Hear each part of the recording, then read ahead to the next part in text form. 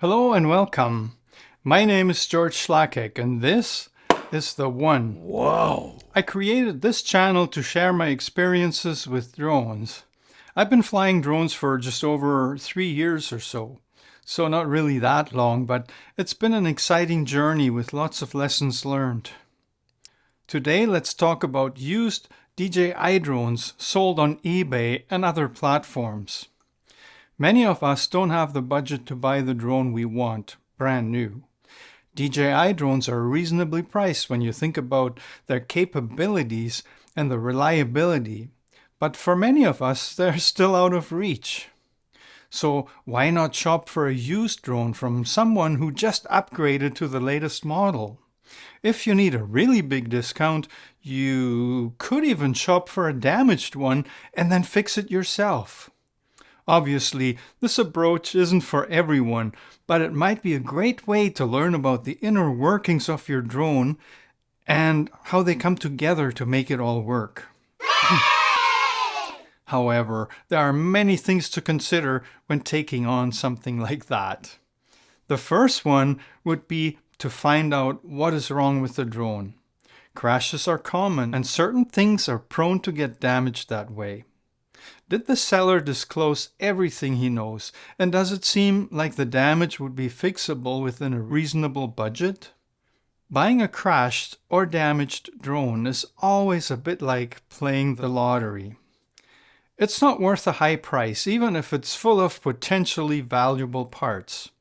But sometimes a deal can make sense.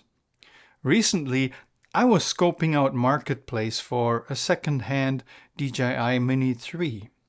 I'm interested in that drone because it has a much better camera than my Mini 2. Weighing under 250 grams would make it a great drone to fly in Mexico, for example, legally. So far, my search wasn't successful. All I ever found were drones that came severely damaged, without any controller, and probably bound to someone else's account. Here's the bad news. If a DJI drone is bound to an account, it'll only work with the controller that is bound to on the same account.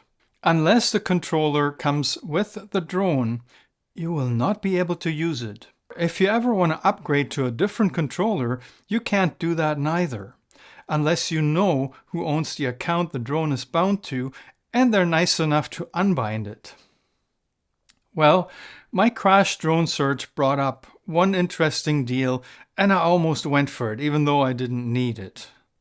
The DJI Mini 2 Fly More combo is an awesome value, and I found one on Marketplace for a mere $300 Canadian. That's like $200 US. The gimbal was acting up after a crash, and I had a pretty good idea what could be the problem. I've already fixed that once on mine. It would be about $50 Canadian in parts and a couple of hours to fix it. And I'd have a drone kit that might easily sell for $500 fully functional. It would also make good content for this channel. I dug out $300 and told the seller I'd be there in the morning. Then I asked him to unbind the drone from his account. The next morning, though, it turned out that the drone wasn't on his account at all, but someone else's who had owned it before. That was a deal breaker for me. The guy was going to try to sort this out and then get back to me, but he never did. Makes me wonder how many times this drone might have changed hands already. Well, as long as you have both, the drone and the matching controller, it'll function without issues and you can still access all the necessary settings and even update the firmware. The DJI account is most important for warranty coverage and DJI Care insurance, but could also be important in case of a flyaway. Imagine you lose your drone. Someone else finds it and tries to sell it on eBay. Sold as is. Assumed not working. No returns. I would not recommend buying a drone that's bound to another person's account. The most important takeaway, though, is that you cannot fly such a drone with any other controller than the one it's bound to. If you don't have that, you don't have a drone. I was going to make this video a bit sooner, but there was an issue that held me back. Let's take a look at what happened with my own drone. Here's a screen recording from my DJI Air 2S. Click Profile and this screen will come up. Here you go to Device Management and then this showed up. But look at this. It says already bound to another account. How was this possible? It confused the hell out of me because the email address that showed up resembles mine. Then I went to Value Added Services, Replacement Service, Invalid, Remote Controller, Not Bound. Well, maybe I just need to bind it. But when I tried, it gave me this message. How could this be? My drone bound to another account? I don't believe it. I bought this drone at a discount from Amazon, a so-called warehouse special. I was aware that it had been shipped and returned before, but it was supposedly in perfect condition. Was it bound to another person's account? Ooh. As it turned out, it was not. It was my own fault that had caused the issue. For some reason, I had messed up and misspelled my own email address when trying to add the drone to my account. I only vaguely remember this, but on one occasion it seemed like my DJI account had disappeared. This was on location, minutes before sunset. Hastily, I went through the motions trying to log back in, and for some reason it seemed like I was creating a whole new account. How was this possible? You all know how small the keyboard on the phone is. I made a typo because I was in a hurry. Now I was Jord instead of George.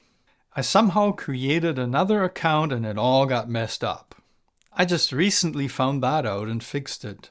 Now both my drones are bound to my actual DJI account, but it still confused the heck out of me. Here's a quick demo on how to bind and unbind your drones. Well, we'll do this in reverse because that's exactly what I had to do.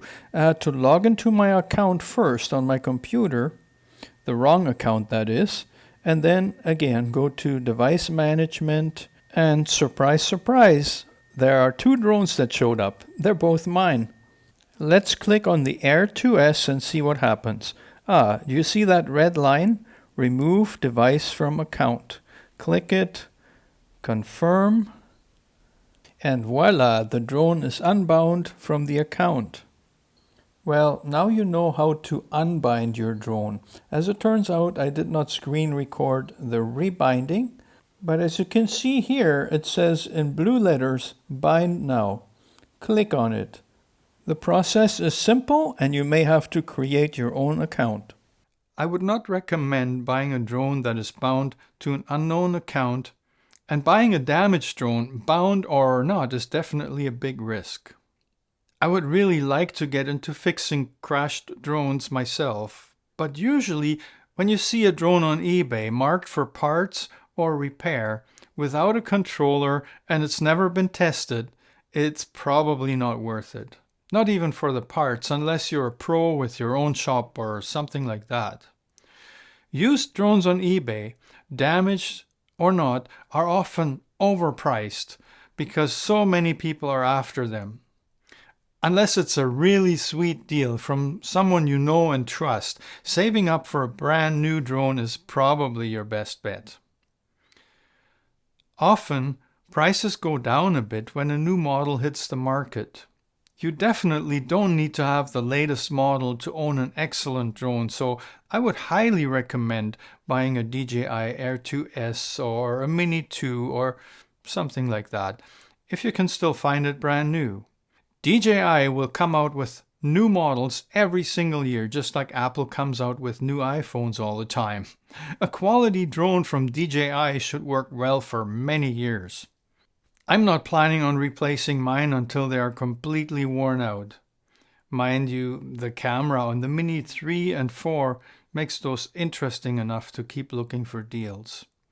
As a content creator, I would definitely share the repair process here. A win-win. Well, I hope you find this video useful and give it a thumbs up. Will you subscribe? Well, thanks if you have. If you're interested in drone repairs, you might want to check out my video on fixing the Mini 2.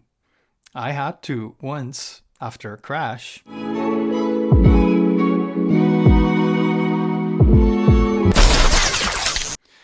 Try not to crash. Happy flying.